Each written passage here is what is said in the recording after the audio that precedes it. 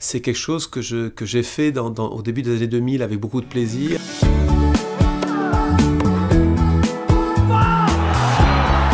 Les gens regardent Roland-Garros pour vivre des émotions fortes, les joueurs et les joueuses leur en donnent, et nous on est un petit peu là finalement pour participer à cette fête, faire vivre de manière peut-être encore plus spontanée, peut-être parfois plus précise ce qu'ils sont en train de regarder. C'est quelque chose que j'ai fait au début des années 2000 avec beaucoup de plaisir. Oh, c'est bien touché, il y a encore, lui aussi, incroyable! Et ça sort! La passion du jeu restant toujours intacte, 20 ans plus tard, je me retrouve dans cette équipe de France Télévisions pour à nouveau raconter finalement les belles histoires, et j'espère convertir des plus jeunes en plus maintenant au tennis.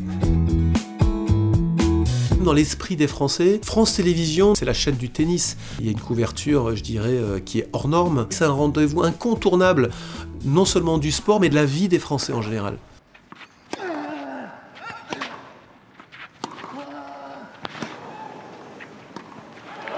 Et 100% au filet continue, mais la Roland-Garros sans Rafael Nadal, ça va être une histoire forcément différente. Il a quand même gagné 14 fois sur 16 ou 17 participations, ce qui est absolument monumental. Donc Rafa sera là, un hommage lui sera rendu. Je suis très fier et ému d'être associé à ce moment-là, parce que ça a été un ambassadeur extraordinaire, quelqu'un qui a toujours rendu le tournoi plus populaire, mais même plus facile pour le directeur du tournoi que j'étais.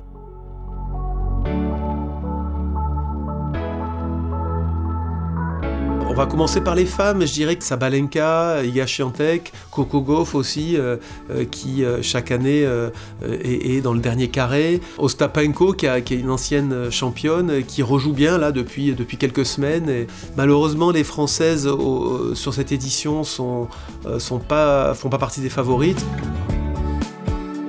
Quant aux garçons, dans l'espace de 2-3 ans, Roger Federer, Rafael Nadal, Andy Murray, ils ont mis un terme à leur carrière. Pour tous les trois des problèmes physiques. Novak Djokovic a des petits soucis aussi de santé, c'est bien normal après ses 40 ans, mais je suis sûr que Novak va venir à Roland-Garros avec une envie décuplée peut-être de montrer aux jeunes joueurs qui sont devant lui au classement ATP maintenant. Alcaraz, je pense à Yannick Sinner qui est toujours le numéro 1 mondial, à Holger Rune qui a gagné. Il va vouloir montrer à ces garçons-là qu'il faut encore compter sur lui pour au moins une année ou deux.